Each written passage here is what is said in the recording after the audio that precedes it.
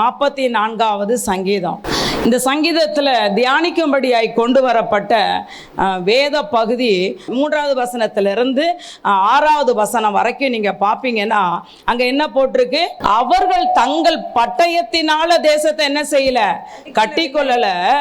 அவர்கள் புயமும் அவர்களை ரட்சிக்கல.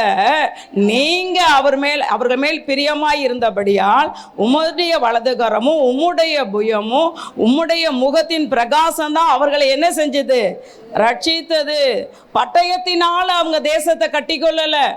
பட்டயத்தினால யுத்தம் பண்ணி தன்னுடைய சரீர பலத்தினால சத்துருக்களோட யுத்தம் பண்ணி தேசத்தை அவங்க சுதந்திரிக்கல, ஆசீர்வாதத்தை பெற்றுக்கொள்ள.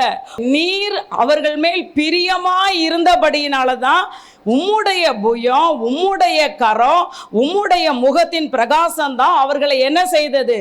ரட்சித்ததுன்னு அப்படியே சொல்லிக்கிட்டே வந்தவர் 6வது வசனத்துல என்ன சொல்றாரு? அதை படிங்க. என் வில்லை நான் நம்பேன், என் பட்டயம் என்னை ரட்சிப்பதில்லை. என் வில்லை நான் நம்பேன்.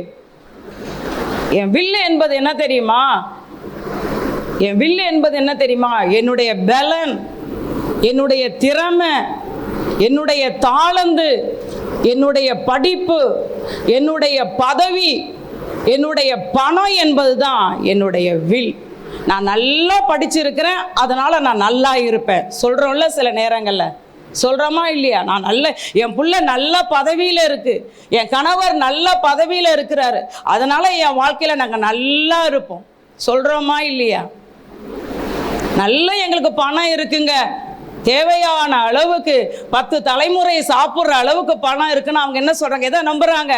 நல்ல பணம் எங்களுக்கு இருக்கு, நாங்கள் நிச்சயமாக நாங்கள் நல்லா இருப்போம் அப்படின்னு சொல்லி பணத்தை, பதவியை, படிப்பை, பலனை, திறமையை நம்ம என்ன செய்கிறோம்?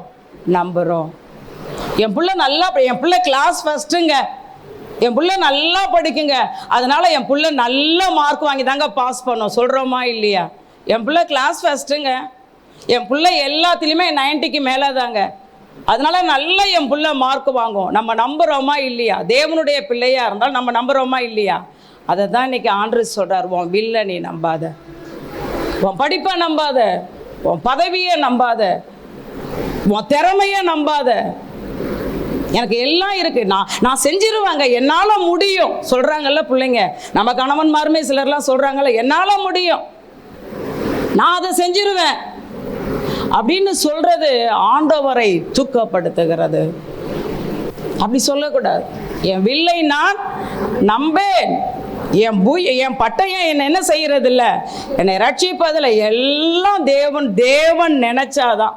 இன்னைக்கு வயநாட்டை எடுத்துக்கங்க. கடந்த நாளில் ஆந்திரா விஜயவாடாவில் பயங்கர வெள்ளம், அநேக வீடுகள் மூழ்கிருச்சு. இப்போ என்ன ஆச்சு? அவங்களுடைய பதவி, அவங்களுடைய பணமெல்லாம் உதவி செஞ்சுதா? இந்த வயநாடு பூமிக்குள்ள அப்படியே புதஞ்சு போயிருச்சு. பணம் உதவி செஞ்சுதா? பதவி உதவி செஞ்சதா? அவங்க திறமை உதவி செஞ்சதா? அவங்க பலன் உதவி செய்ததா? அதனால ஒருபோதும் நம்ம என்ன செய்யக்கூடாது? நான் சாதிச்சிருவாங்க, என்னால முடியுங்க அப்படிங்கிற வார்த்தை நம்ம சொல்லவே கூடாது. என் வில்லை நான் நம்பேன். என்ன சொல்லணும்னா, கர்த்தருடைய கிருபையினால, கர்த்தருடைய கிருபையினால, கர்த்தருடைய தயையினால, கர்த்தருடைய இரக்கத்தினால. உங்களை யாராவது பார்த்து நல்லா இருக்கீங்களான்னு கேட்டா நல்லா இருக்கிறேன்னு சொல்லாதீங்க. என்ன சொல்லணும் தெரியுங்களா? கர்த்தருடைய கிருபையினால நல்லா இருக்கிறோம், கர்த்தருடைய கிருபையினால நல்லா இருக்கேன். எனக்கு ஒரு சகோதரியை தெரியும். அந்த சகோதரியை பார்க்கும்பொழுது நான் எல்லாரையும் பார்த்தாலும் உடனே கேட்குறது நல்லா இருக்கீங்களான்னு கேட்பேன். அப்போ அந்த சகோதரியை பார்த்து நான் கேட்டேன், நல்லா இருக்கீங்களா, நல்லா இருக்கியா அப்படின்னு கேட்கும்போது ரொம்ப நல்லா இருக்கிறேன் அப்படிலாம் சொல்லவே. கர்த்தருடைய கிருபையினால நல்லா இருக்கிறேன். அல்லேலூயா.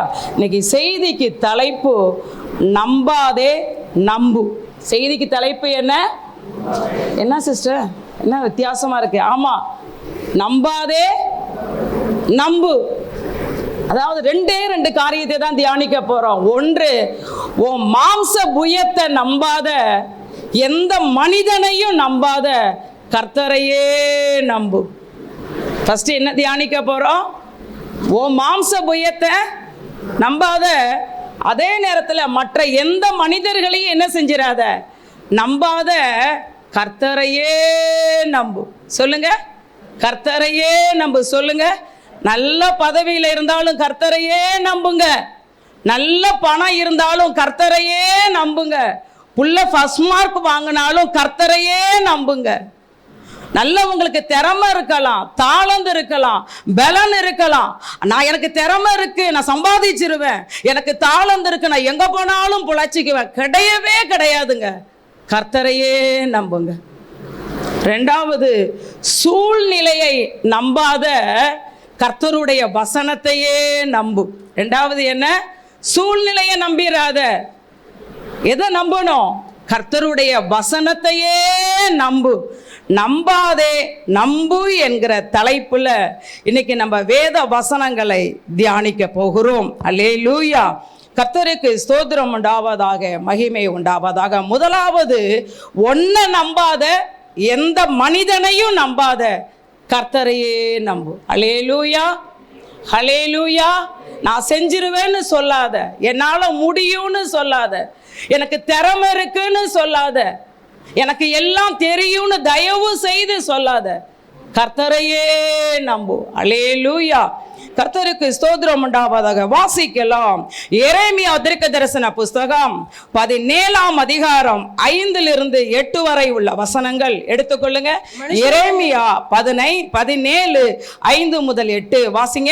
மனுஷன் மேல் நம்பிக்கை வைத்து, மனுஷன் மேல் நம்பிக்கை வைத்து, மாம்சமானதை தன் புயபலமாக்கி கொண்டு, மாம்சமானதுங்கிறது நம்மள, மாம்சமானதை தன் புய பலமாக்கி கொண்டு, கர்த்தரை விட்டு விலகுகிற இருதயம் உள்ள மனுஷன், கர்த்தரை விட்டு விலகுகிற இருதயம் உள்ள மனுஷன் சபிக்கப்பட்டவன் என்று கர்த்தர் சொல்லுகிறார். அவன் அந்தர வெளியில், அவன்னா எவன்? மனுஷனை நம்புறவனோ தன்னை நம்புறவனோ அந்தர வெளியில் கரளையாய் போன செடியை போல் இருந்து நன்மை வருகிறதையே காண மாட்டானோ. நம்மள நம்புறது, மற்றவர்களை நம்பும் பொழுது அது நன்மையே என்ன செய்ய மாட்டானா, நன்மை வருகிறதையே காணாமல் வனாந்தரத்தின் வறட்சியான இடங்களிலும் குடியில்லாத உவர் நிலத்திலும் தங்குவான். பார்த்தீங்களா? நம்மளை நம்ம நம்பும் போது மற்ற மனிதர்களை எங்க மாமா எனக்கு செஞ்சிருவாருங்க, எங்க சித்தப்பா எனக்கு செஞ்சிருவாருங்க, என் ஃப்ரெண்டு எனக்கு செஞ்சிருவாங்க, அவங்க செஞ்சிருவாங்க, என் உறவுகள் செஞ்சிருவாங்க அப்படின்னு சொல்லி நம்ம ஏதோ ஒரு மனிதனை நம்ம நம்பும் போது வேதம் சொல்லுது, அவன் எப்படி ஆண்டவர் அவன் வச்சிடுறாராம், நன்மை வருகிறதை காணாமல் வனாந்தரத்தின் வறட்சியான இடங்களிலும் குடியில்லாத உவர் நிலத்திலும் தங்குவான். எவ்வளோ வேதனை பார்த்தீங்களா? ஆனால் அதே நேரத்தில் 7வது வசனம் சொல்லுது, கர்த்தர் மேல் நம்பிக்கையை வைத்து கர்த்தரை தன் நம்பிக்கையாக கொண்டிருக்கிற மனுஷன். பார்த்தீங்களா? கர்த்தர் மேல் நம்பிக்கை வைத்து கர்த்தரை தன் நம்பிக்கையாக. எனக்கு ஆண்டவர் இருக்கிறாருங்க, எனக்கு ஆண்டவர் இருக்கிறாருங்க, எனக்கு ஆண்டவர் இருக்கிறாரு, என்னை விடுதலை ஆக்கிடுவார், எனக்கு ஆண்டவர் இருக்கிறாருங்க, என் தேவையை சந்திச்சிருவார், எனக்கு ஆண்டவர் இருக்கிறாரு, என் ஃபியூச்சரை தேவன் பொறுப்படுத்திக் கொள்ளுவார், எனக்கு ஆண்டவர் இருக்கிறாரு, என்னை சிறையிருப்பில் இருந்து விடுதலை ஆக்கிடுவார், என் துக்கத்தை சந்தோஷமா மாத்திடுவார் அப்படின்னு நம்ம எல்லா காரியத்திலையும் எனக்கு ஆண்டவர் இருக்கிறாரு, எனக்கு இயேசு இருக்கிறாரு, எனக்கு கர்த்தர் இருக்கிறாரு, எனக்கு ஆண்டவர் இருக்கிறாருன்னு நம்ம அப்படியே ஆண்டவரை நம்பும் போது, அதையே நம்ம அறிக்கை செய்யும் போது வேதம் சொல்லுகிறது, நீங்கள் பாக்கியவான்கள். மனுஷனை நம்பும் போது அபாக்கியவான்கள், கர்த்தரை நம்பும் போது நம்ம யாரு? பாக்கியவான்கள். சொல்லிட்டே இருங்க, என் தேவனால இந்த மதிலை தாண்டிடுவேன், என் தேவனால இந்த சேனைக்குள் நான் பாஞ்சிருவேன், என் தேவனால அந்த பிரச்சனையை நான் ஃபேஸ் பண்ணிடுவேன், எனக்கு ஆண்டவர் இருக்கிறாரு, அவர் எனக்காக வழக்காடுவார், அவர் எனக்காக யுத்தம் பண்ணுவார், அவர் எனக்கு நியாயம் செய்வார், அவர் என் பட்சத்தில் இருப்பார், வெள்ளம் போல சத்துரு வந்தாலும் ஆண்டவர் அவனுக்கு விரோதமா என் பக்கத்தில் நின்று என் சார்பில் கொடி ஏத்திடுவார், எனக்கு ஆண்டவர் இருக்கிறாருங்க, எனக்கு ஆண்டவர் இருக்கிறாருங்க அப்படி சொல்லி பாருங்க. அதை தான் ஜீசஸ் விரும்புறாரு, அதை தான் ஆண்டவர் நம்மள்ட்ட எதிர்பார்க்கிறார். எனக்கு ஆண்டவர் இருக்கிறார், அவர் என்னை வெக்கப்பட விட மாட்டார், எனக்கு ஆண்டவர் இருக்கிறார், நான் தள்ளாடுறது இல்லை, எனக்கு ஆண்டவர் இருக்கிறார், என் வாழ்க்கை பிரகாசமா மாறும். இன்னைக்கு தான் என் சூழ்நிலை இவ்வளவு ஒஸ்டா இருக்கு, ஆனா எனக்கு ஆண்டவர் இருக்கிறார், எல்லாவற்றையும் மாத்திடுவாரு. அப்படி சொல்லும்போது ஆண்டவர் சொல்றாரு, கர்த்தர் மேல் நம்பிக்கை வைத்து கர்த்தரை தன் நம்பிக்கையாக கொண்டிருக்கிற மனுஷன் பாக்கியவான். அவன் எப்படி இருப்பானா? தண்ணீர் அண்டையிலே நாட்டப்பட்டதும் கால்வாய் ஓரமாய் தன் வேர்களை விடுகிறதும் உஷ்ணம் வரதே காணாமல் இலை பச்சையாய் இருக்கிறதும் மழை தாட்சியான வருஷத்துல கூட வருத்தமின்றி தப்பாமல் கனி கொடுக்கிறதுமான மரத்தை போல் இருப்பான். மனுஷனை நம்புறவன் நன்மை வருகிறத காண மாட்டான்.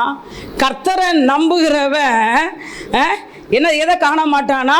உஷ்ணம் வருகிறதை காண மாட்டான். பிரச்சனை, அந்த பிரச்சனையை தாண்டி போறதே அந்த அடையாளமே இல்லாம கர்த்தர் நம்மளை உயர்த்துகிற தேவனாய் இருக்கிறார். இதுவரைக்கும் நீங்க உங்களை நம்பினது போதும், என்னால முடியும் அப்படின்னு நீங்க உங்களை நம்பினது போதும், மற்ற மனிதர்களை நம்பினது போதும். உங்களையும் நம்ப வேண்டாம், மற்ற மனிதர்களையும் நம்பாதே, கர்த்தரையே நம்புங்க. எனக்கு ஆண்டவர் இருக்கிறார். சொல்லுங்க, எனக்கு ஆண்டவர் இருக்கிறார். எனக்கு அது போதுங்க. எனக்கு ஆண்டவர் இருக்கிறார். எனக்கு எங்க அக்கா இருக்கிறா, எனக்கு என் தம்பி இருக்கிறான். எங்க அக்காட்ட போய் உதவி கேட்டா அக்கா எனக்கு உதவி செஞ்சிருவா. என் தம்பிகிட்ட போய் நான் அழுதேன்னா என் தம்பி எனக்கு உதவி செஞ்சிருவான்னு சொல்லும் போது ஆண்டவர் ஒதுங்கி நின்றுவாரு. எனக்கு ஆண்டவர் இருக்கிறாருங்க, நான் அவர் பாதத்துல விழுந்துருவேன். அவர் என்னை தள்ளாட விடவே மாட்டார்னு ஆண்டவரை நம்பும்போது நம்ம வெட்கப்பட்டு போறதே கிடையாது. நம்மளை தேவன் பாக்கியவான்களாய் மாற்றுகிறவராய் இருக்கிறார். அல்லேலூயா. அதனால தான் வேதம் சொல்லுது, 115வது சங்கீதத்தில் 9, 10, 11 பார்க்கும்போது, இஸ்ரவேலே கர்த்தரை நம்பு, அவரே அவர்களுக்கு துணையும் கேடகமாய் இருக்கிறார். ஆரோன் குடும்பத்தாரே கர்த்தரை நம்புங்கள், அவரே அவர்களுக்கு துணை, அவர்களுக்கு கேடகமாய் இருக்கிறார். கர்த்தருக்கு பயப்படுகிறவர்களே கர்த்தரை நம்புங்கள். நீங்க யாரானாலும் சரி, ஆரோன் குடும்பம்னா ஊழியம் செய்கிறவர்கள், இஸ்ரவேல்னா கர்த்தருடைய ஜனம். கர்த்தருக்கு பயப்படுகிறவர்களே எல்லாரும் கர்த்தரை நம்புங்க, அவரே நமக்கு துணையும் கேடகமாய் இருக்கிறார். 12வது வசனம் சொல்லுது, கர்த்தர் நம்மளை நினைத்திருக்கிறார், அவர் ஆசீர்வதிப்பார். இஸ்ரவேல் குடும்பத்தாரை ஆசீர்வதிப்பார், ஆரோன் குடும்பத்தாரை ஆசீர்வதிப்பார். நம்ம கர்த்தரை நம்பும் போது அவர் நம்மளை ஆசீர்வதிக்கிற தேவனாயிருக்கிறார். நம்ம மனுஷனை நம்பும் போது ஆண்டவர் ஒதுங்கி நிற்கிற தேவனாயிருக்கிறார். அல்லேலூயா. அதனால உங்க வாழ்க்கையில என்ன வந்தாலும் சரி, நீங்க ஆண்டவரை நம்புங்க. யோபு சொல்றாரு, உபத்திரவத்தின் உச்ச கட்டத்துல எல்லா ஆசீர்வாதங்களை இழந்து எல்லாத்தையும் டோட்டலா இழந்துட்டார். மதிப்பு, மரியாதை, பேரு, புகழ் எல்லாமே இழந்து நடு தெருவில் அப்படியே பழமொழியா நிற்கிறாரு. அவர் சொல்றாரு 13:15, ஆண்டவர் என்னை கொன்று போட்டாலும் அவர் மேல் நம்பிக்கையா இருப்பேன். பார்த்தீங்களா? ஆண்டவர் என்னை கொன்று போட்டாலும் பரவாயில்லைங்க, நான் அவர் மேல நம்பிக்கையா இருப்பேன். சொல்லவே முடியாது இந்த வார்த்தையெல்லாம். இழப்பின் மத்தியில, கைவிடப்பட்ட நேரத்துல, ஐயோ கொடுமையை அனுபவிக்கிறாரு. அந்த நேரத்துல சொல்றாரு, ஆண்டவர் என்னை கொன்று போட்டாலும் சரி நான் அவர் மேல் நம்பிக்கையாயிருப்பேன். அவரையே நம்பின யோபுவை ஆண்டவர் அப்படியே விட்டுட்டாரா? யோபுவை ஆண்டவர் சரித்திரமாக மாற்றினார். அல்லேலூயா. அதனால உங்க வாழ்க்கையில என்ன வந்தாலும் சரி, ஐயோ இந்த வியாதி தாங்கவே முடியல, ஐயோ இந்த கடன் பிரச்சனை தாங்கவே முடியல, ஐயோ இந்த சிறையிருப்பு தாங்கவே முடியல, ஐயோ இந்த உஷ்ணம் தாங்கவே முடியல, அந்த நிலையிலும் சொல்லுங்க, எனக்கு ஆண்டவர் இருக்கிறார், எனக்கு ஆண்டவர் இருக்கிறார்னு நீங்கள் ஆண்டவரை நம்பும் போது அவர் ஒருபோதும் நம்மளை கைவிடாத தேவனாய் இருக்கிறார். அல்லேலூயா. கர்த்தருக்கு ஸ்தோத்திரம் உண்டாவதாக. அதே நேரத்தில் ஏசாயா 31:1 வாசிப்பீங்கன்னா, ஏசாயா 31:1 சொல்லுது, சகாயம் அடையும்படி இஸ்ரவேலுடைய பரிசுத்தரை நோக்காமல். ஒரு ஆசீர்வாதத்திற்காக, ஒரு சகாயத்திற்காக ஒரு தேவைக்காக, ஒரு ஒத்தாசைக்காக தேவனை நோக்காம, கர்த்தரை தேடாமல் எகிப்துக்கு போய் குதிரைகள் மேல் நம்பிக்கை வைத்து, ரதங்கள் அநேகமாய் இருப்பதினால் அவர்களை நாடி, குதிரை வீரர் மகா பலசாலிகளாய் இருப்பதினால் அவர்களை நம்பிக்கொண்டு இருக்கிறவர்களுக்கு ஐயோ. வேதம் என்ன சொல்லுது? உன் வாழ்க்கையில ஒரு ஒத்தாசை வேணுமா? உன் வாழ்க்கையில ஒரு சகாயம் வேணுமா? உன் வாழ்க்கையில ஒரு உதவி வேணுமா? அதற்காக நீ ஆண்டவரை நோக்கி பார்க்காம, ஆண்டவரை நம்பாம, ஆண்டவரை சார்ந்து கொள்ளாம, ஒரு குதிரை மேல, குதிரைன்னா ஒரு பெரிய ஆசீர்வாதம், குதிரை மேல குதிரை வீரர்கள் மகா பலசாலிகளா இருக்கிறாங்க, அதனால ஜெயம் வந்துரும்னு அவங்க பலத்தை நம்பி நீ ஓடு வேணா. அன்று என்ன சொல்ற? எனக்கு நிறைய ரதம் இருக்கு, நல்ல குதிரை இருக்கு, என் குதிரை வீரர்களும் நல்ல பலசாலிகள், எனக்கு அவங்க இருக்கிறாங்க அப்படின்னு நீ ஒரு தேவனுடைய பிள்ளை சொன்னா, ஆண்டு சொல்றாரு, உனக்கு ஐயோ, எனக்கு ஐயோ. எனக்கு நல்ல நாலேஜ் இருக்குங்க, எனக்கு நல்ல ஞானம் இருக்குங்க, நான் பிழைச்சிருவேங்க அப்படின்னு நீ உன் பலத்தை நம்புனா, உன் திறமைய நம்புனா, உன் தாளந்தை நம்புனா, உனக்கு ஐயோ என்று வேதம் சொல்லுகிறது. ஹல்லேலூயா, ஹல்லேலூயா. தேவனுடைய பிள்ளைகளாகிய நம்ம வாயிலிருந்து புறப்படுகிறது என்னன்னா, எனக்கு ஆண்டவர் இருக்கிறார். யார் வேணாலும் என்னை கைவிட்டுருங்க, பரவாயில்ல, எனக்கு ஆண்டவர் இருக்கிறார். அல்லேலூயா. அவர் ஒருபோதும் என்னை கைவிட மாட்டார். அல்லேலூயா. கர்த்தருக்கு ஸ்தோத்திரம் உண்டாவதாக, மகிமை உண்டாவதாக. கர்த்தரை நம்புகிறவர்கள் பாக்கியவான்கள், கர்த்தரை நம்புகிறவர்கள் வெட்கப்பட்டு போவதில்லை. வேதம் சொல்லுது, கர்த்தரை நம்புகிறவர்களை அவர் விடுதலையாக்குற, விடுவிக்கிற தேவனாய் இருக்கிறார். அல்லேலூயா, ஹல்லேலூயா. இப்போ பாருங்க, வேதத்தில் தன்னுடைய மாம்சத்தை நம்பின ஒரு மனிதரை பார்க்கலாம். தானியேல் 4:30-31 எல்லாரும் எடுங்க. இவர் ஒரு ராஜா, பாபிலோன் என்கிற பெரிய ஒரு ராஜ்யத்தின் ராஜா நேபுகாத் நேச்சார் தன்னுடைய மாம்சத்தை அப்படி நம்பினாரு. வாசிக்கலாம், எடுத்துட்டீங்களா? தானியேல் 4:30-31 என்ன சொல்றாரு அவரு? இது என் வல்லமை. என்ன சொல்றாரு? இத்தனைக்கும் நேபுகாத் நேச்சார் தேவனை குறித்து அறிந்தவர். அவர் தேவனுடைய மனுஷன் அல்ல, ஆனா தேவனை குறித்து அறிந்தவர். இவர் சொல்றாரு, இது என் வல்லமையின் பராக்கிரமத்தினால் என் மகிமை பிரதாபத்திற்கென்று நான் கட்டின மகா பாபிலோன் அல்லவா. தன்னுடைய மாம்சத்தை நம்புறாரு ஒரு ராஜா. அந்த வார்த்தை வாயிலிருந்து வெளிப்பட்ட உடனே பரலோகத்தில் இருந்து ஒரு சத்தம் வந்தது. பரலோகத்தில் இருந்து ஒரு சத்தம் வந்தது. என்ன சத்தம் அது? ராஜாவாகிய நேபுகாத் நேச்சாரே, உன் ராஜ்யபாரம் உன்னை விட்டு நீங்கிற்று. ஆமென்.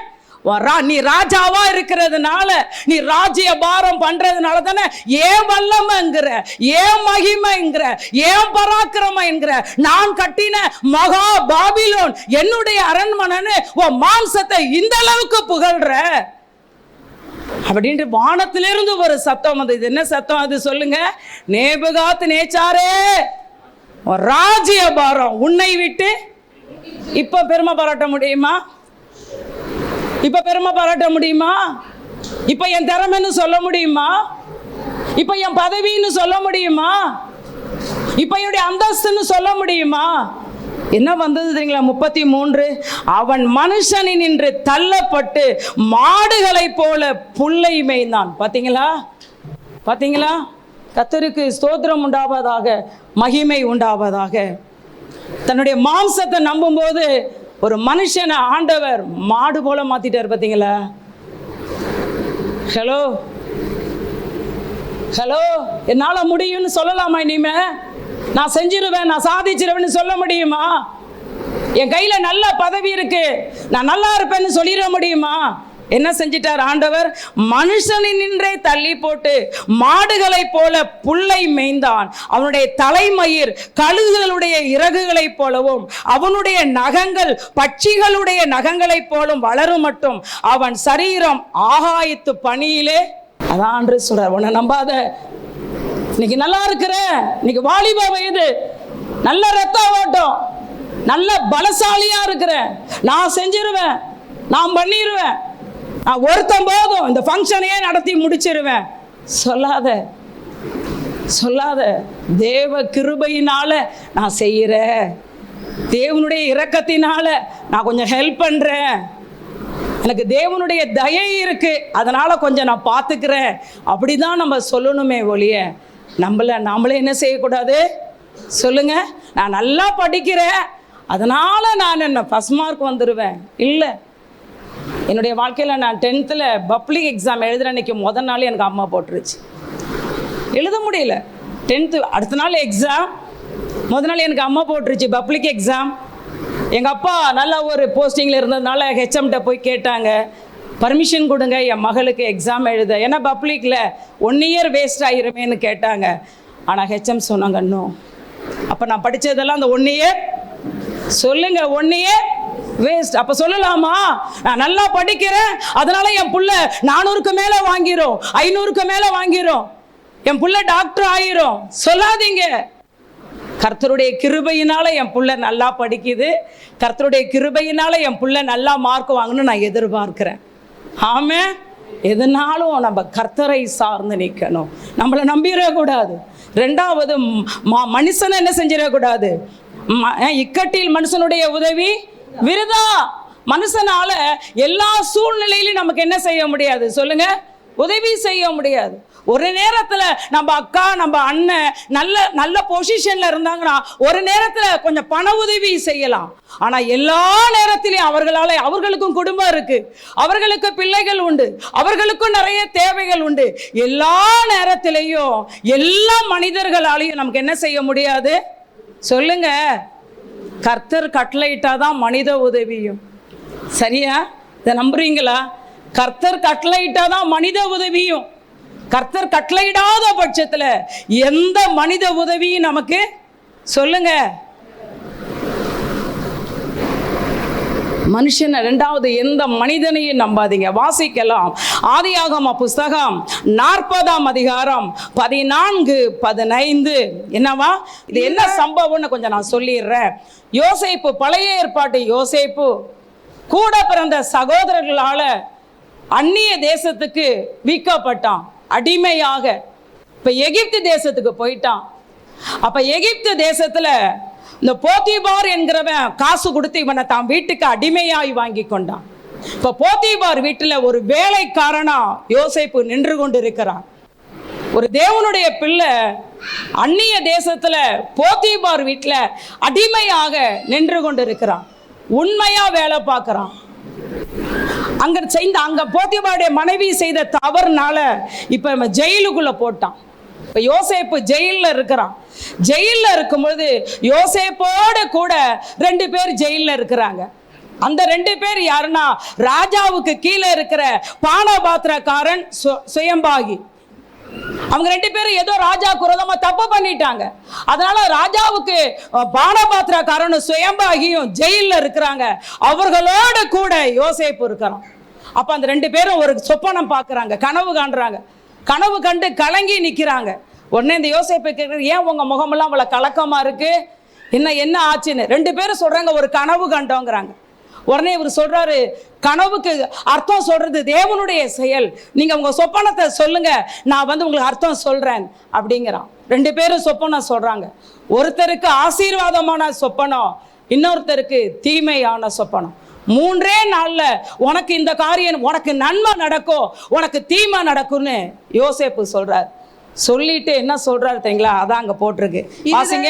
இதுதான் அதன் அர்த்தம் என்று சொன்னதும் அன்றி, நீ வாழ்வடைந்திருக்கும் போது என்னை நினைத்து என் மேல் தயவு வைத்து என் காரியத்தை பார்வோனுக்கு அறிவித்து இந்த இடத்திலிருந்து என்னை விடுதலையாக்க வேண்டும்.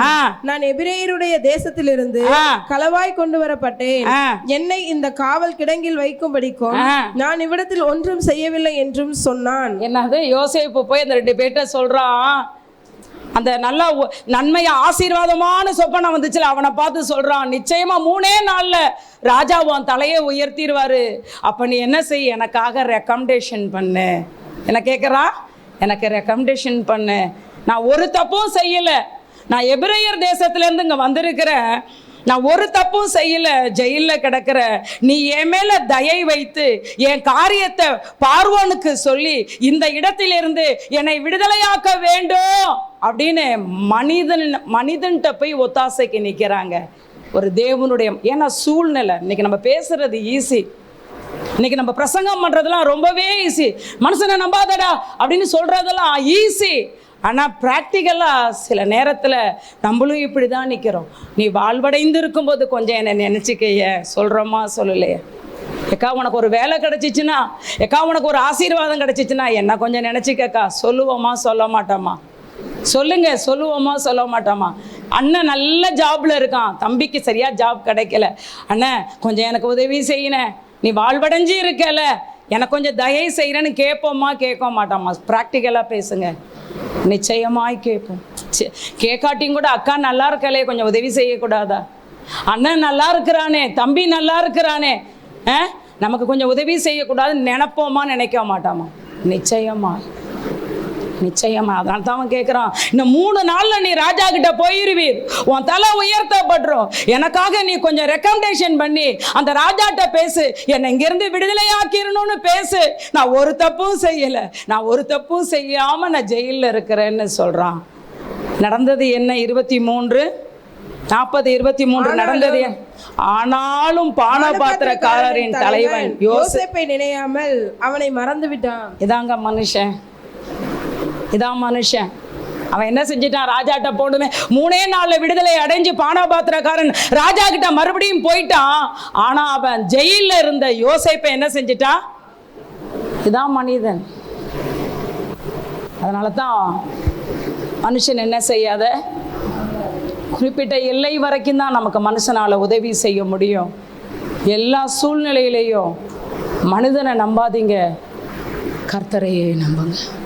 மறந்துட்டான் பார்த்தீங்களா?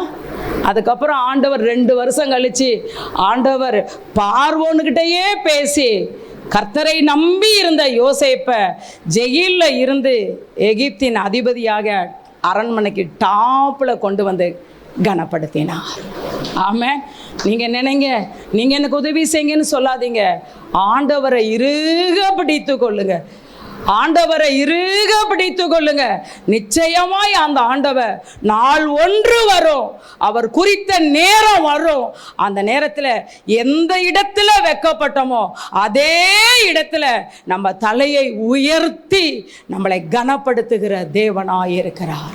எந்த தேசத்துல சிறை கைதியா செய்யாத தவறுக்கு ஜெயில இருந்தாரோ அதே தேசத்தின் அதிபதியாக தேவன் தன்னை நம்பி இருந்த யோசேப்பின் தலையை உயர்த்தினார். அல்லேலூயா. அதனால உங்க வாழ்க்கையில என்ன நடந்தாலும் சரி, நீங்க யாரை நம்புன்னு சொல்லுங்க? எல்லாரும் கர்த்தரை மாத்திரம் நம்புங்க. எந்த மனுஷனையும் நம்பிடாதீங்க, அதே நேரத்தில் உங்களையும் என்ன செஞ்சிடாதீங்க. இன்னைக்கு பலன் இருக்கும், நாளைக்கு இருக்குமா இருக்காதா தெரியாது. இன்னைக்கு திறமை இருக்கும், நாளைக்கு அந்த திறமை என்னவா மாறும் நமக்கு தெரியாது. அதனால கர்த்தரையே நம்புங்க. அதே நேரத்தில் நம்ம தானியேல், வேதத்தில் தானியேல் என்கிற ஒரு தீர்க்கதரிசி, அவரை குறித்து பார்ப்போனா, இவர் அந்நிய தேசத்தில் பாபிலோன் தேசத்தில் சிறை கைதியாக ராஜாவுக்கு கீழே அவன் ராஜா அரண்மனையில் இருக்கிறான். தானியேல் நல்ல ஒரு ஜெப வீரர், தானியேல் நல்ல தேவனை விசுவாசிக்க கூடியவர், தேவன் மேல 100க்கு 100 நம்பிக்கை உள்ளவர், நல்ல வசனத்தை கர்த்தருக்கு பயந்து கை கொள்ளுகிறவர். படிப்படியாக அந்நிய தேசத்துல உயர்த்தப்பட்டு இன்றைக்கு அவருடைய சூழ்நிலை 120 தேசத்து அதிபதிகளுக்கு மேல் அதிகாரியாக உயர்த்தப்பட்ட நிலையில அவருக்கு ஒரு சோதனை வந்தது. அந்நிய தேசத்துல படிப்படியாக தேவனுக்கு பயந்து ஆண்டவரையே நம்பி வாழ்ந்து உயர்த்தப்பட்ட நிலையில அந்த தேசத்து அதிபதிகள் தானியேல் மேல பொறாமை கொண்டு ஒரு காரியம் செஞ்சாங்க. என்ன காரியம்? 30 நாள் அழவும் எந்த மனுஷன் ஆனாலும் தேவனை நோக்கி என்ன செய்யக்கூடாது? விண்ணப்பம் பண்ணக்கூடாது. ராஜாட்ட மட்டும்தான் என்ன செய்யணும்? விண்ணப்பம் பண்ணணும். தேவனை நோக்கி என்ன செய்யக்கூடாது? விண்ணப்பம் பண்ணக்கூடாதுன்னு ராஜாவாகிய தரியுனால கட்டளை பிறப்பிக்கப்பட்டது. பெரிய சோதனை தானியேலுக்கு. அப்படி மீறி நீங்க 30 நாள் அளவும் தேவனை நோக்கி விண்ணப்பம் செய்வீர்கள் என்றால் சிங்கங்கள் நிறைந்த கெபியிலே உங்களை என்ன செஞ்சிருவோம்? போற்றுவோன்னு சொல்லி ஒரு கட்டளை இந்த தேசத்து தலைவர்களுடைய தந்திரமான சூழ்ச்சியினாலே தரியு ராஜாவினால் பிரகடனம் பண்ணப்பட்டது. என் அன்பு தேவ ஜனமே, நல்லா புரிந்து கொள்ளுங்க. பிசாசின் தந்திரம் உங்க ஜெபத்தை நிறுத்துறது தான். உங்க ஜெபத்தை நிறுத்துறது தான் பிசாசின் தந்திரம். நீங்க ஆலயத்துக்கு வருவதை நிப்பாட்டுறது தான் பிசாசின் தந்திரம். நீங்கள் தேவனை ஆராதிப்பதை தடுப்பது தான் பிசாசின் தந்திரம். நீங்க வேதம் வாசிக்க கூடாது என்பதுதான் பிசாசின் தந்திரம். புரிந்து கொள்ளுங்க. 30 நாள் அளவும் தேவனை நோக்கி விண்ணப்பம் பண்ண கூடாது என்பது என்னன்னு நினைக்கிறீங்க? சொல்லுங்க, என்னன்னு நினைக்கிறீங்க? பிசாசின் தந்திரம்.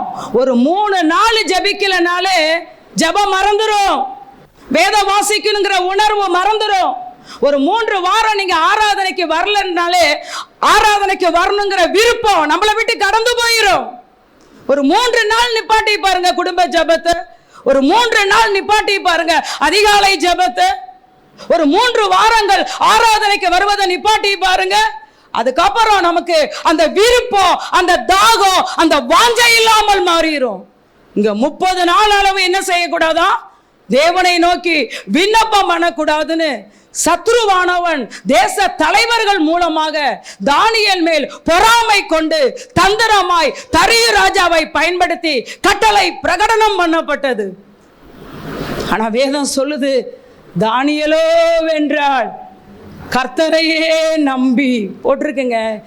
அது உள்ள மறைமுகமா இருக்கு அந்த வார்த்தை. தானியேலோ வென்றாள் கர்த்தரையே நம்பி, கர்த்தர் மேல 100க்கு 100 விசுவாசம் வைத்து. தானியேலோ வென்றாள். என்ன போட்டிருக்கு?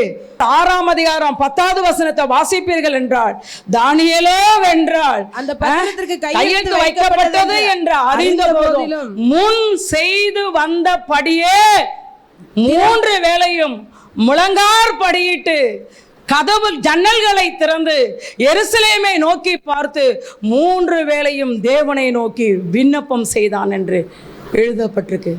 அல்லேலூயா. நடந்தது என்ன தெரியுமா? கையும் மெய்யுமா பிடிச்சிட்டாங்க, கொண்டு போய் சிங்க கெபியில போட்டுட்டாங்க. ஆண்டவர் என்ன செஞ்சார் தெரியுமா? தன்னையே நம்பி ராஜாவின் கட்டளையை தூக்கி எறிஞ்சிட்டு எனக்கு ஆண்டவர் தான் முக்கியம். இதுதாங்க ஜீசஸ் நம்மள்ட்ட எதிர்பார்க்கிறாரு. எல்லாரும் என்ன பாருங்க, நம்ம வாழ்க்கையில யார் முக்கியம் சொல்லுங்க? நம்ம வாழ்க்கையில யார் முக்கியம் சொல்லுங்க? எத்தனை பேர் எங்க அம்மா முக்கியம்னு சொல்றீங்க? எத்தனை பேர் எங்க அப்பா முக்கியம்னு சொல்றீங்க? எத்தனை பேர் என் மனைவி முக்கியம்னு சொல்றீங்க? எத்தனை பேர் என் கணவன் முக்கியம்? எத்தனை பேர் என் பிள்ளை முக்கியம்? எத்தனை பேர் என் மாமியார் முக்கியம்? எத்தனை பேர் என் மாமனார் முக்கியம்னு சொல்றீங்க? இவர் என்ன செஞ்சார் தெரியுங்களா? எனக்கு கர்த்தர் தான். ராஜாவுடைய கட்டளை என்ன செஞ்சாரு சொல்லுங்க? தூக்கி போட்டாரு. ராஜாவின் கட்டளையை தூக்கி போட்டுட்டு எனக்கு ஆண்டவர் தான் முக்கியம்னு சொல்லி 3 வேளை முழங்கார் படியிட்டு ஆண்டவரை நோக்கி ஜெபம் பண்ணினபடியால் ஆண்டவர் என்ன செஞ்சாரு தெரியுங்களா? தூதர்களை அனுப்பி சிங்கங்களின் வாய்களை கட்டி போட்டு தானியேலை உயிரோடு பாதுகாத்தார்.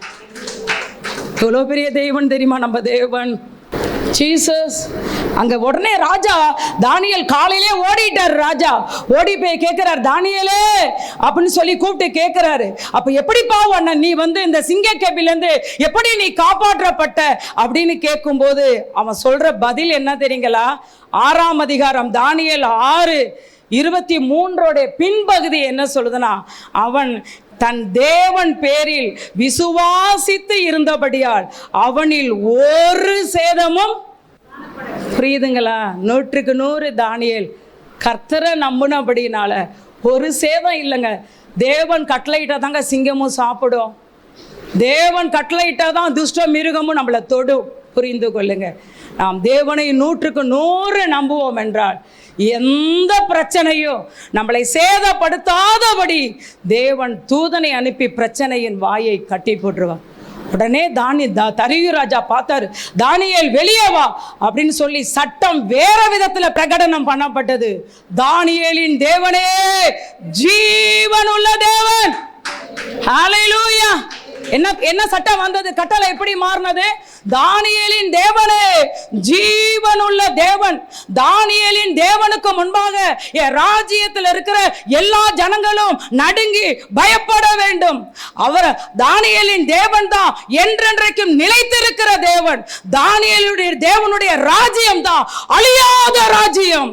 ஆமென். பாத்தீங்களா?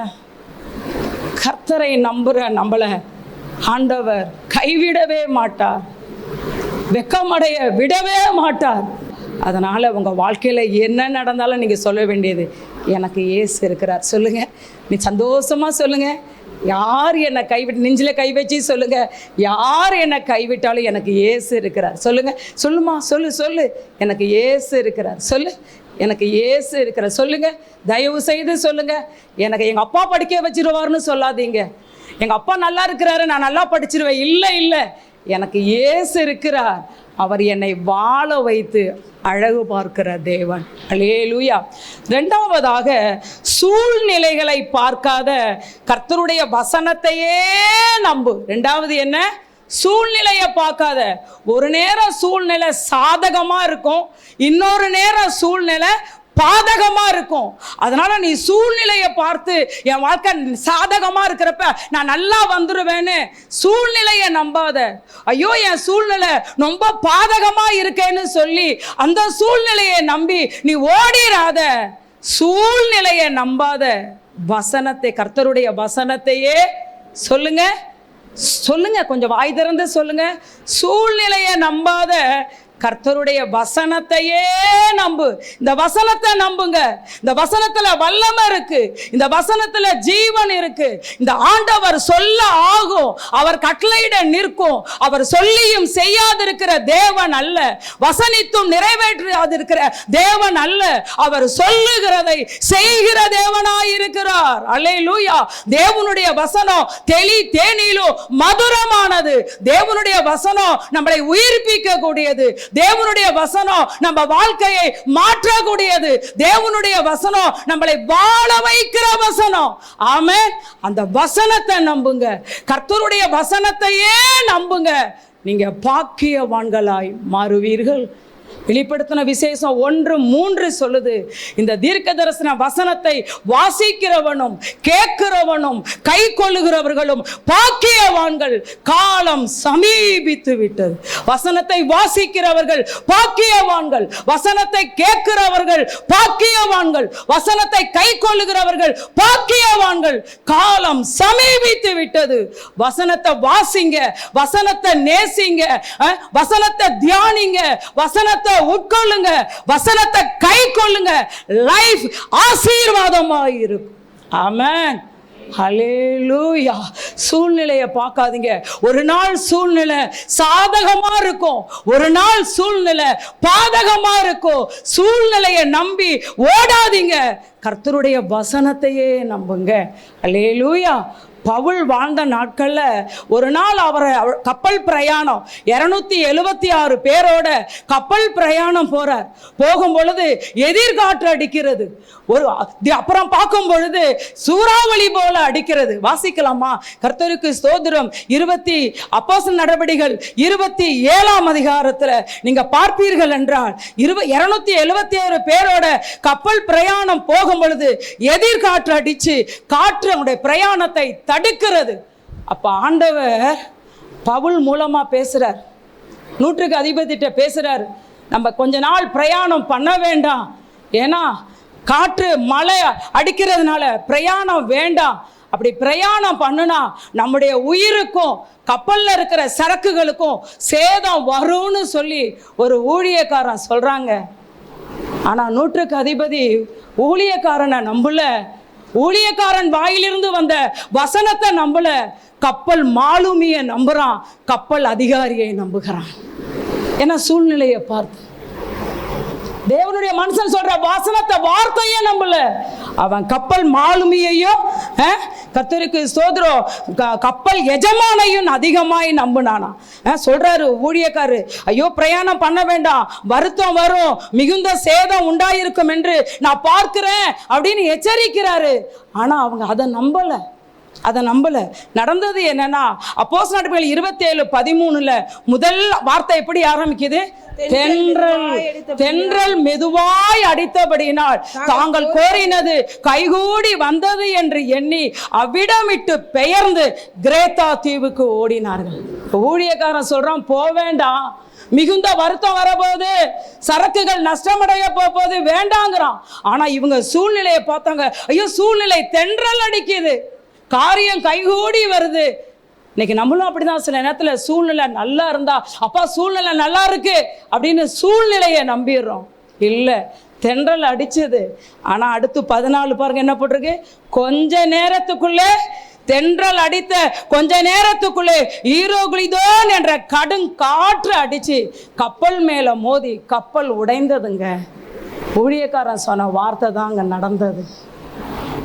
சூழ்நிலையை நம்பி, சூழ்நிலை தென்றல் வீசுது. இன்னைக்கு நம்மளும் அப்படிதான். சூழ்நிலை நல்லா இருக்குன்னு ஆண்டவரை நம்பாம ஓடிடுறோம். ஐயோ பிசினஸ் நல்ல ஆசீர்வாதமா இருக்கு, குடும்பம் நல்ல சமாதானமா இருக்கு, குடும்பம் நல்ல சந்தோஷமா இருக்கு, இது போதும்னு சொல்லி சூழ்நிலையை நம்பி நம்ம ஆண்டவரை விட்டுடுறோம். தென்றல் அடிக்குதுன்னு நம்பி ஓடுனாங்க. கொஞ்ச நேரத்துக்குள்ள என்ன நடந்துருச்சு? ஈரோகுலிதோன் காற்று வந்து கப்பல் மேல மோதி கப்பல் கம்ப்ளீட்டா உடஞ்சி எரிஞ்சிருச்சுங்க. கர்த்தருடைய கிருபையினால பவுல் இருந்ததுனால கர்த்தர் எல்லாருடைய உயிரை மட்டும் காப்பாத்தினாரு. சரக்குகள் எல்லாம் அழிந்து போயிட்டு. ஆமா, சூழ்நிலையை தென்றல் அடிக்குதுன்னு சொல்லி சூழ்நிலையை என்ன செஞ்சிடாதீங்க சொல்லுங்க. இன்னைக்கு சூழ்நிலை நல்லா இருக்குன்னு சொல்லி, சாதகமா இருக்குன்னு சூழ்நிலையை நம்பி ஆண்டவரை நம்பாம விட்டுறாதீங்க, அது டேஞ்சர். அதே நேரத்தில் சூழ்நிலை சில நேரத்தில் பாதகமாக இருக்கும். ஆபகுக்கு 3:17 சொல்லுது, அத்திமரம் துளிர் விடாமல் போனாலும், திராட்சை செடியில பழம் உண்டாகாமற் போனாலும், ஒலிவ மரத்தின் பலன் அற்று போனாலும், வயல்கள் தானியத்தை விளைவியாமற் போனாலும், கிடையில் ஆட்டு மந்தைகள் முதலற்று போனாலும், தொழுவத்திலே மாடுகள் இல்லாமல் போனாலும், நான் கர்த்தருக்குள் மகிழ்ச்சியாயிருப்பேன், என் ரட்சிப்பின் தேவனுக்குள். இங்க சூழ்நிலை என்ன? ஒஸ்ட்டுங்க, ஒண்ணுமே இல்லை.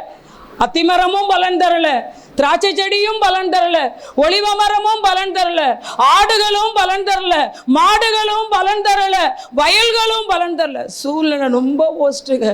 ஐயோ நான் இயேசுவைதான் நம்பி இருக்கேன், என் வாழ்க்கையில ஏன் இழப்பு, என் வாழ்க்கையில ஏன் நஷ்டம், என் வாழ்க்கையில ஏன் இடி மேல இடி, அடி மேல அடி, உத மேல உத, எனக்கு அந்த இயேசு வேண்டான்னு சூழ்நிலை பாதகமா இருக்குன்னு சொல்லி சூழ்நிலையை பார்த்து வசனத்தை நம்பாம விட்டுறாதீங்க. அல்லேலூயா சொல்றாரு பார்த்தீங்களா ஆபகு, என் வாழ்க்கையில எது பலன் கொடுக்காமல் போனாலும், எது பலன் கொடுக்க, எதை நான் இழந்தாலும், கடந்த நாள்ல எங்க வாழ்க்கையில இதான் நடந்தது. 1ஆம் தேதியே எங்க வாழ்க்கையில பெரிய இடி, ஒரு 10 தினங்கள் உபவாசம் இருந்து கதறி அழுகிற சபைக்காக. அப்பா 10 நாள் ஜபத்தை முடிச்சிருக்கிறோம், உபவாச ஜபத்தை முடிச்சிருக்கிறோம், ஆண்டவர் சபையை நினைவு கூறுவார்னு நினைக்கிறேன். வந்தது பெரிய இடி. ஒரு குடும்பத்திலிருந்து வந்த செய்தி, நாங்கள் தசம பாகத்தை நிறுத்தி கொள்ளுகிறோம், நாங்கள் தசம பாகத்தை நிறுத்தி கொள்ளுகிறோம். அடுத்து வந்த பெரிய இடி, இனிமே நான் புதன் வியாழன் வெள்ளி ஜபத்துக்கு வரமாட்டேன்னு இன்னொரு இடத்துலேருந்து வந்த பெரிய இடி. அப்போ எனக்கு நினைவுக்கு வந்தது இந்த வசனம்தான். இந்த வசனம்தான், அத்திமரம் துளிர் விடாமல் போனாலும், திராட்சை செடி பலன் இல்லாமல் போனாலும், ஒலிவ மரம் பலனற்று போனாலும், எதுவுமே பலன் கொடுக்காமல் போனாலும், அவர் சொல்றாரு சூழ்நிலை மோசமாய் இருந்தாலும் நான் கர்த்தருக்குள் மகிழ்ச்சியாயிருப்பேன், என் ரட்சிப்பின் தேவனுக்குள் களி கூறுவேன். 19 வாசிங்க. கர்த்தராகிய ஆண்டவர் என் பலன். யாரு நமக்கு பலன்? அத்திமரமா, ஒலிவ மரமா? சொல்லுங்க, எது நம்மளுடைய பலன்? ஆடு மாடுகளா, திராட்சை செடியா, வயலா? நம்முடைய பலன் எது தெரியுமா? ஏது பலன் கொடுக்காமல் போனாலும் நான் கர்த்தருக்குள் இதெல்லாம் சொல்றது தாங்க ஈஸி, பிராக்டிக்கல் ரொம்ப கஷ்டம். நான் கர்த்தருக்குள் மகிழ்ச்சியாயிருப்பேன், என் ரட்சிப்பின் தேவனுக்குள் களிகூறுவேன். ஆண்டவராகிய கர்த்தர் என் பலன், அவர் என் கால்களை மான் கால்களை போலாக்கி உயரமான ஸ்தலங்களில் என்னை நடக்க பண்ணுவார். நான் ஆண்டவரை நம்பி இருக்கிறேன். எது பலன் கொடுக்காமல் போனாலும் சரி, வந்தாலும் வந்தாலும் வந்தாலும் என்பது ஆசீர்வாதம். இங்க என்ன சொல்லப்பட்டிருக்கு? போனாலும் போனாலும் போனாலும் கர்த்தருக்குள் மகிழ்ச்சியாயிருப்பேன், என் தேவனுக்குள் களிகூறுவேன். ஆண்டவராகிய கர்த்தர் தாங்க என் பலன். சொல்லுங்க, யாரு நமக்கு பலன்? என் பிள்ளைங்க எனக்கு பலன் நினைக்கிறீங்களா? என் பிள்ளைங்க எனக்கு பலன்னு நினைக்கிறீங்களா? என் வருமானம் எனக்கு பலன்னு நினைக்கிறீங்களா? எந்த சூழ்நிலையிலும் கர்த்தரையே, வசனத்தையே நம்புங்க. வேதத்துல பேதுரு முழுதும் பிரயாசப்பட்டு மீன் பிடிக்கிறாரு, ஒன்று கூட அகப்படல. காலையில் அந்த மீனவன் அந்த எம்டி போட்டு, எம்டி வலைய அப்படியே சோர்ந்து போய் வேதனையோடு கடல்ல அலசிக்கிட்டு இருக்கிறாரு. முழுதும் பிரயாசப்பட்டு ஒன்றும் இல்லை. சூழ்நிலை ஒன்றும் இல்லை. சூழ்நிலை என்ன? சூழ்நிலை என்ன? ஒன்றும் இல்லை. எம்டி, வெறுமை. ஐயோ என்ன பண்ண போறோம், நம்மளை நம்பிதான குடும்பம் இருக்கு, என்ன பண்ண போறோம்னு கண்ணீரோடு சோர்ந்து போய் வேதனையோடு அந்த எம்டி வலைய அந்த கடல்ல அப்படியே அலசிக்கிட்டு இருக்கிறாரு. அந்த நேரத்துல இயேசு என்கிற தேவன் பேதுருவை தேடி வந்தார். வந்து சொன்னார், உன் போட்டை கொஞ்சம் எனக்கு தெரியா, என் ஊழியத்துக்கு பயன்படுத்தினார், எடுத்துக்கங்க ஆண்டவரேன்னாரு. அப்படியே போட்டுல இயேசு பிரசங்கம் பண்ணுகிறார். திரள்கூட்ட ஜனங்கள். பேதுரு சோர்வோடு, சஞ்சலத்தோடு, கவலையோடு, கண்ணீரோடு அந்த இடத்துல அவர் அப்படியே நின்று கொண்டு இருக்கிறார். இயேசு பிரசங்கம் பண்ணி முடிச்சதுக்கு அப்புறம் பேதுருவை பார்த்து சொன்னா, நீ வலையை எடுத்துக்கிட்டு, போட்டை எடுத்துட்டு கடலின் ஆழத்துல போய் வலையை போடு, வலையை போடு, மீன் பிடிக்கும்படி உன் வலையை போடுங்கிறாரு.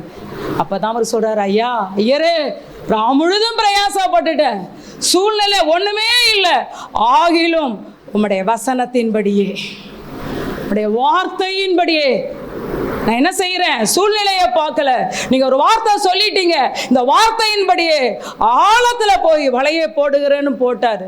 நடந்தது என்ன தெரியுமா?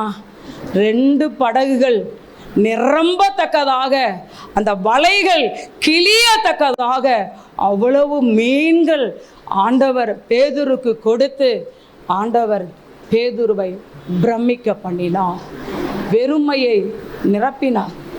சூழ்நிலையை பார்த்து சோர்ந்து போயிடாதீங்க. இந்த வசனத்தை நம்புங்க, இந்த ஆண்டவரை நம்புங்க, வசனத்தை நம்புங்க.